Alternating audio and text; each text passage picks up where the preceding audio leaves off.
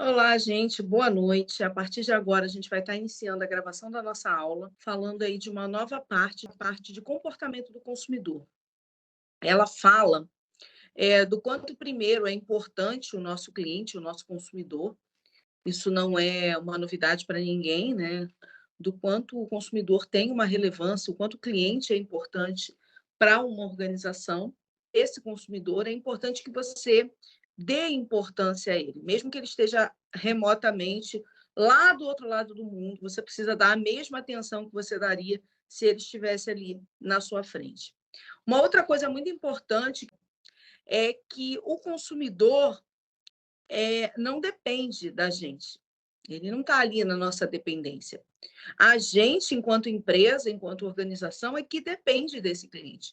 Porque o cliente sempre vai ter muitas oportunidades de comprar produtos de outros fornecedores. A gente sabe hoje o quanto é disponível o número de opções para esse cliente comprar de produtos. Então, produtos substitutos ou simplesmente não comprar, dependendo da situação.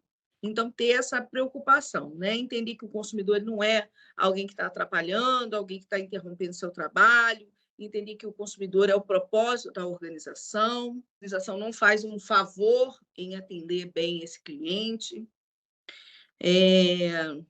que ele é que está te dando essa oportunidade de servi-lo.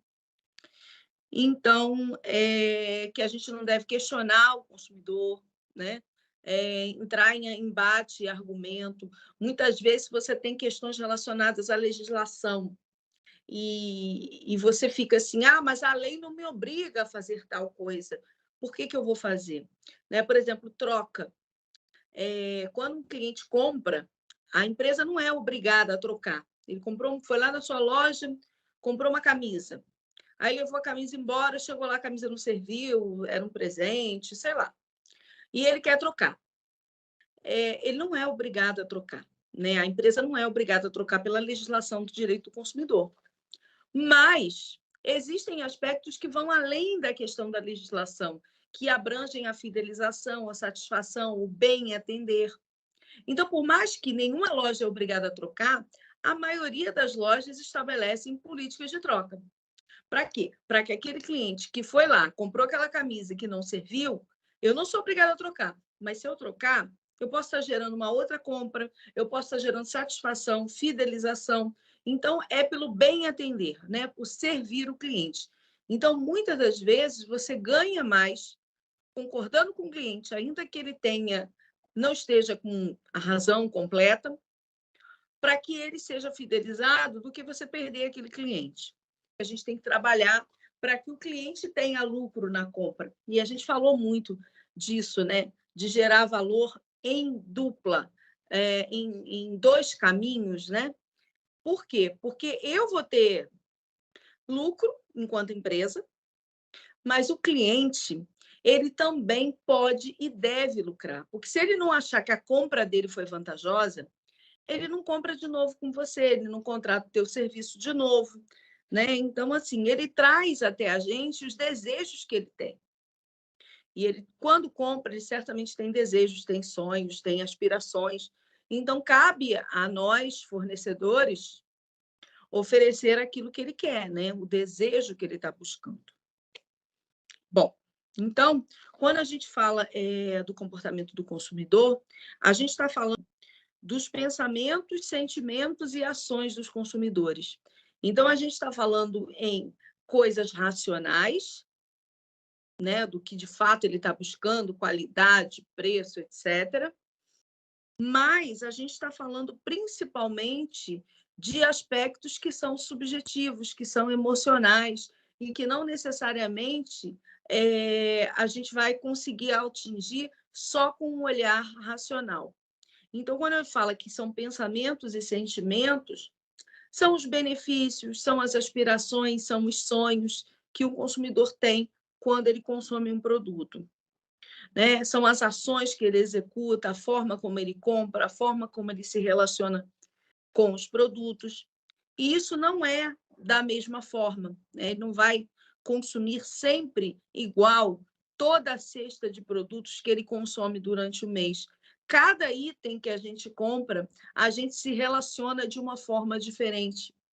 Então, o comportamento do consumidor ele precisa interpretar qual é a relação que o meu consumidor faz com aquele produto que ele está comprando, da minha marca, que pode ser diferente de um outro item que eu também venda, para conseguir entender como eu vou alcançar essa satisfação desse cliente. Então, ele também estuda as influências que acontecem ali, que esse consumidor sofre, né? Dentro desses ambientes de mudança, econômicos, ambientais. Todas essas variáveis interferem no comportamento desse consumidor a cada momento. Então, cada momento do consumidor vai ser diferente em função dessas influências. Então, a gente trata do comportamento do consumidor com todas essas ponderações. Eu estou orientando um trabalho de uma aluna que fala da influência dos contextos geracionais no comportamento do consumo, principalmente no consumo digital. Cada geração, e existem diversas gerações, se vocês não conhecem, é um material interessante para se estudar, né? Das gerações. Cada uma das gerações tem uma forma de consumir. E isso vai se alterando ao longo do tempo, ao longo da vida. Então, é importante que as empresas entendam qual geração compra o seu produto, até para entender como é que essa geração vai se relacionar com a propaganda, com a embalagem, com a comunicação, com um todo, com o preço, né? E por aí vai. Então, a gente vai, sempre nessas relações, buscar a satisfação do consumidor, buscar satisfazer esse nosso cliente, né? Buscar aquilo que encanta esse cliente. A gente fala muito sobre a questão do encantamento, né? De quanto a gente deve buscar encantar esse consumidor, entender o que agrada, o que dá prazer a ele, né? O que também irrita ele, desaponta, para que a gente consiga ter esse resultado positivo. Então, a satisfação é quando você tem aquilo que é bom e aquilo que é ruim, você bota na balança e aquilo que é bom ultrapassa aquilo que é ruim, né? As experiências negativas.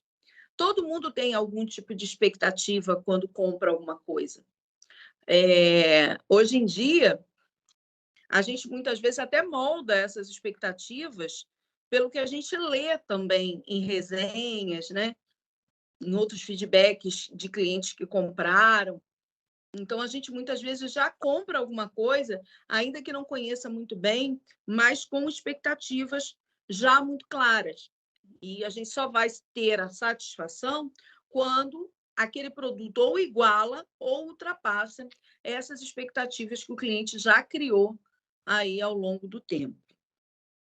Então, a satisfação do consumidor ela é uma coisa que também precisa ser ponderada e a empresa precisa estar focada em trabalhar essas características que venham a trazer a satisfação. Então, identificar quais são os fatores que satisfazem o cliente e não perder eles de vista.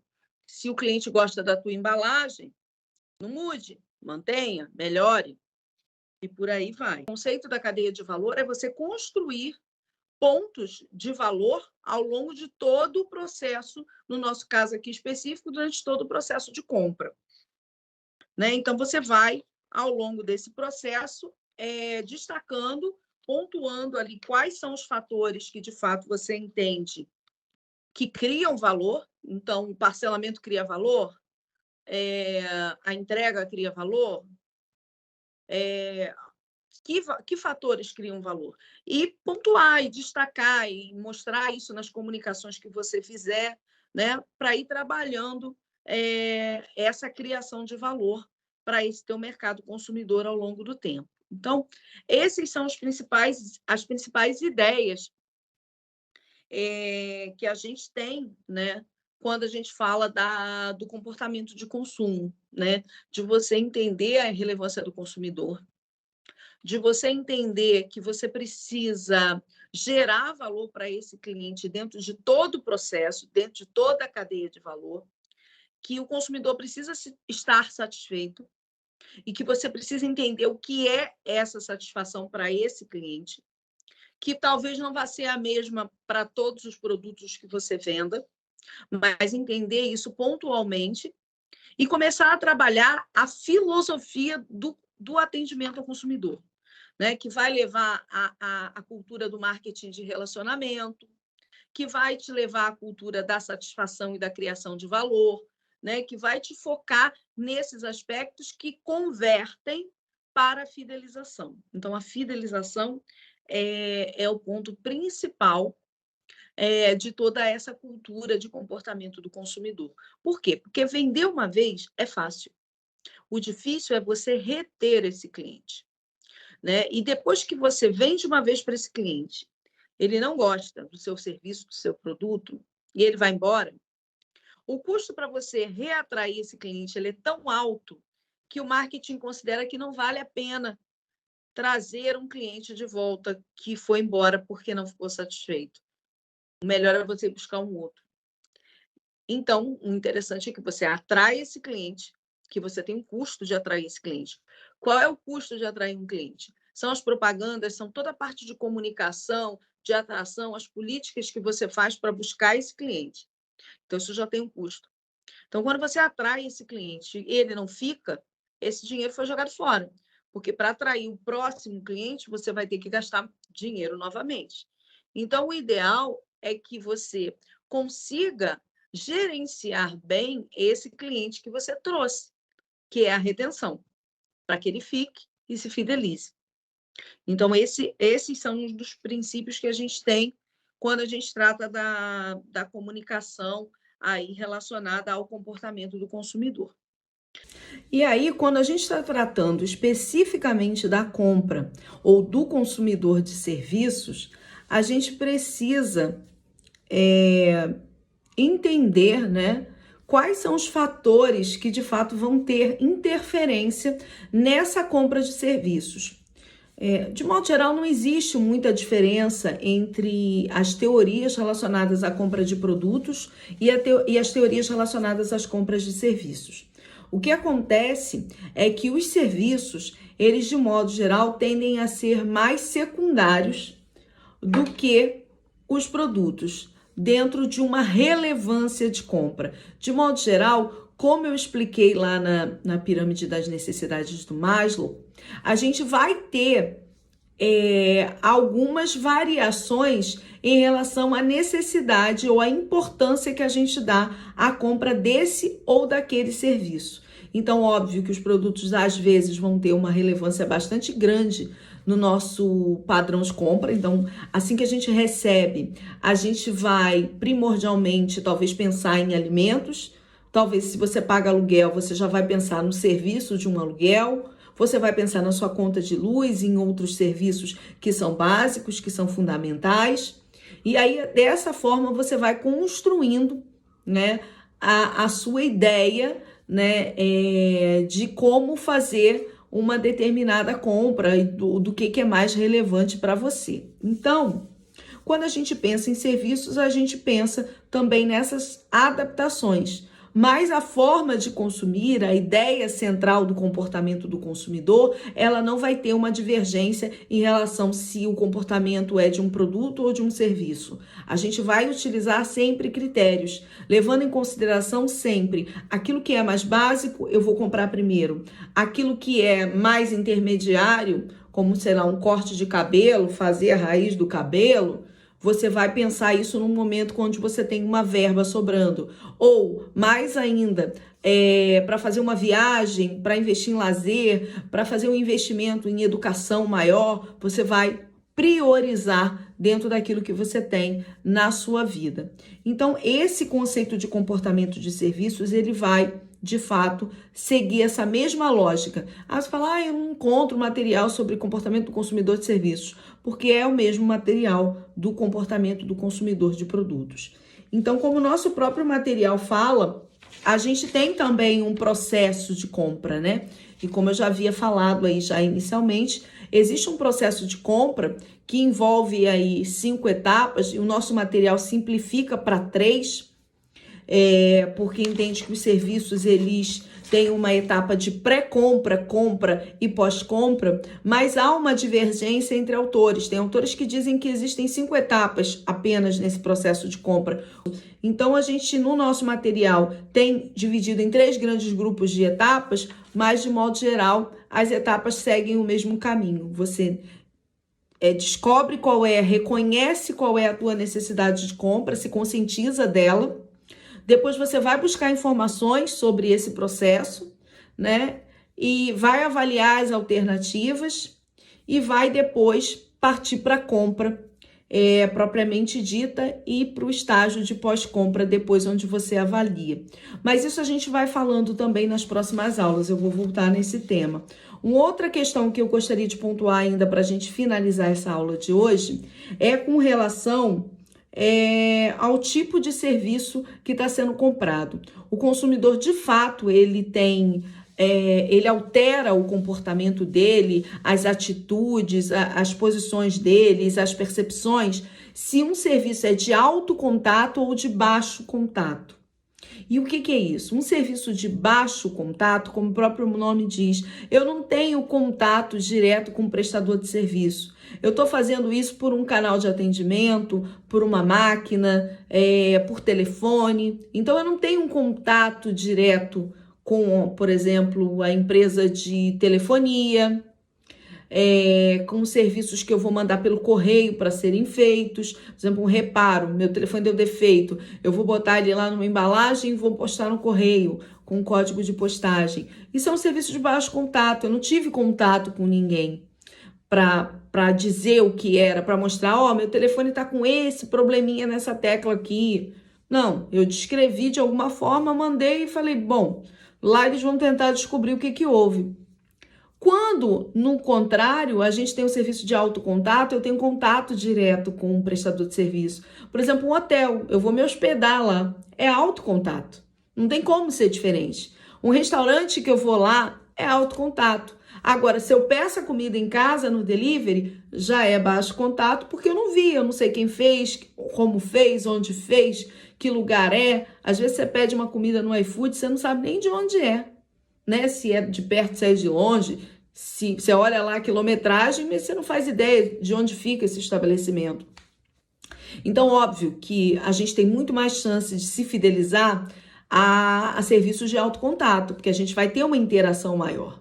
Só que quando eu interajo mais com uma empresa, eu também percebo mais os erros. Então, se eu vou num restaurante, eu vejo se ele é limpo, se ele é sujo, como é que é o atendimento, se é organizado, se é bagunçado, se não é, como é que funcionam as coisas no estabelecimento. Ao passo de quando eu peço a comida, eu não vejo nada disso, né? Eu não consigo ter essa avaliação. Então, a gente vai ter relações diferentes quando o serviço é de baixo contato e quando o serviço é de alto contato, né? Isso vai fazer com que eu tenha percepções, avaliações também de forma diferente. Então, no nosso material, você tem um quadro onde explica quais são os de alto, quais são os de baixo, mas você vai ver que é por essa lógica. Se eu tenho contato, é alto contato. Se eu não tenho, se acontece de forma remota essa interação, é baixo contato. Então, essa é a lógica. Isso vai interferir um pouco, sim, na relação que eu vou ter de avaliação, de comportamento de compra em relação a esse tipo de produto. Mas, nas próximas aulas, a gente vai falar um pouco mais sobre esse processo de compra de serviços,